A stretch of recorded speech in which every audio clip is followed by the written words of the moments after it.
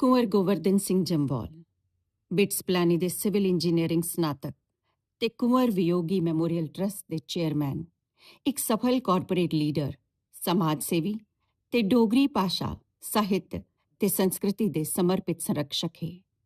श्रीमती पूनम सिंह जम्वाल दे जीवन साथी ते महान डोगरी साहित्यकार कुंवर वियोगी दे जवाई होने दे नाते डोगरी भाषा ते संस्कृति दी सेवा उंदे लेई निजी ते भावनात्मक जिम्मेवारी भी रही। पिछले दशक दौरान उन्हें ट्रस्ट की नवी दिशा, दूरदृष्टि ते नेतृत्व दिता। छात्रवृत्तियां, सम्मान, साहित्यिक कार्यक्रमें ते शिक्षण संस्थानें कन्नै सहयोग के माध्यम कन्नै उन्हें नौजवान पीढ़ी च अकादमिक उत्कृष्टता ते सांस्कृतिक चेतना की बढ़ावा दिता।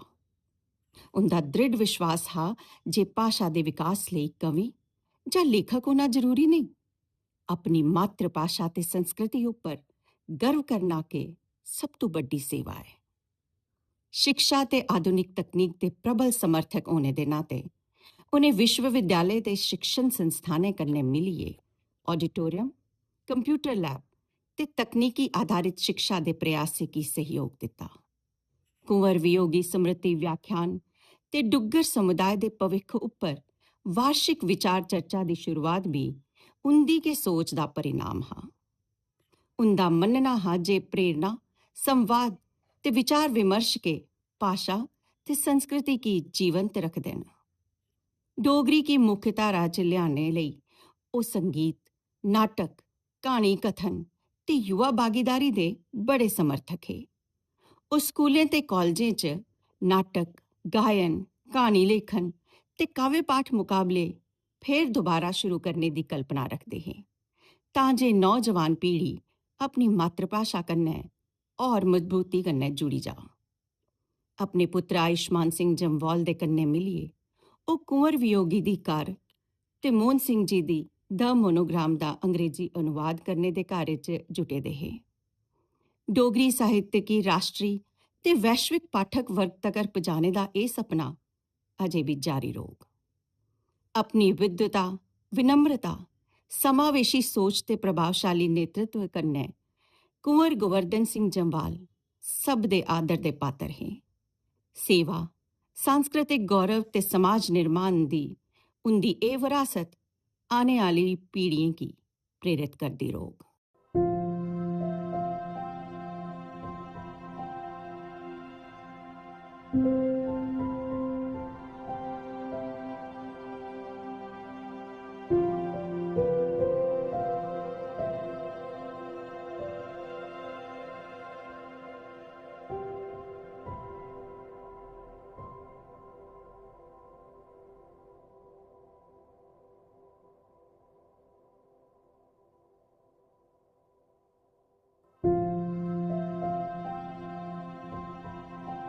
मैं इयै आखगा कि डोगरी संस्था जेह्ड़ी तुस चला दे हो एह्दे च राइटर ही होना बिल्कुल ओह् नहीं है कि सिर्फ राइटर हो तुस ते इस वास्ते संस्था चला दे हो। You have to have vision, you got to have management skills, you got to have the awareness, you must have also the knowledge what's happening outside and how to promote all these things, how to promote language, how to promote Dogra culture and how to get people along, वो बड़ा जरूरी है। अगर मैं आखां कि अज दी दिन which it is definitely सारे मनदे न कि डोगरी थोड़ी डिक्लाइन उपर है, डोगरी लोग घट बोला दे न, लेकिन जिसलै भी मैं ललित हुंदे कन्नै बौह्ना है ते एह् मिगी सनांदे न कि अस हर म्हीने डोगरी संस्था च केह् कम्म करने आं,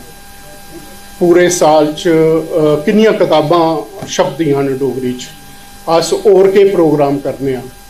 साढ़ा एक प्रोग्राम होया यूनिवर्सिटी च 27 सितंबर गी, मोहन सिंह होर आए दे हे उत्थें।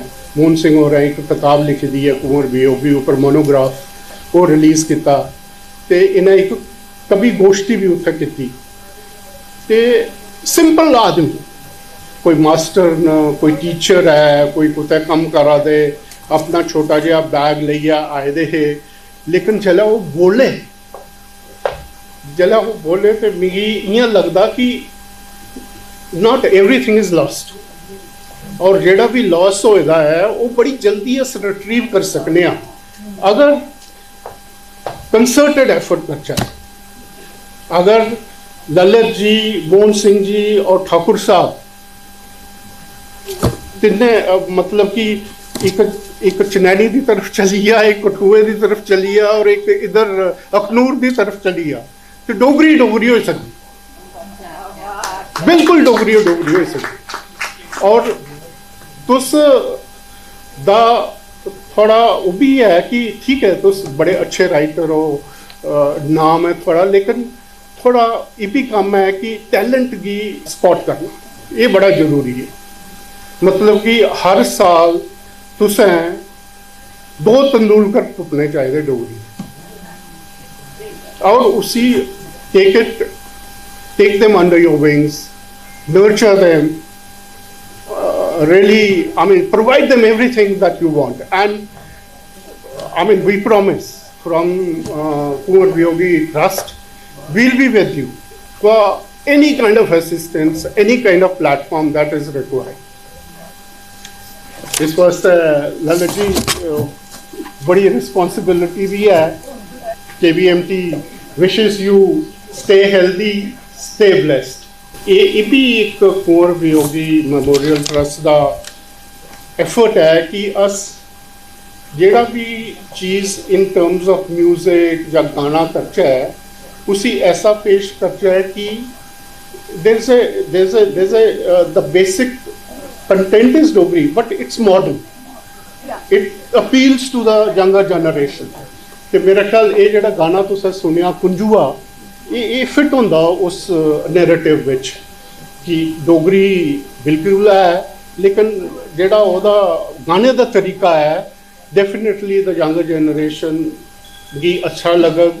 तो ये साड़ा एम है कि डोगरी की असें डाइल्यूट नहीं करना, लेकिन उसकी मॉडर्न तरीके विच कंपोज करी है लोगों तक पहुँचा के, तो वो भी एप्रीशिएट करेंगे।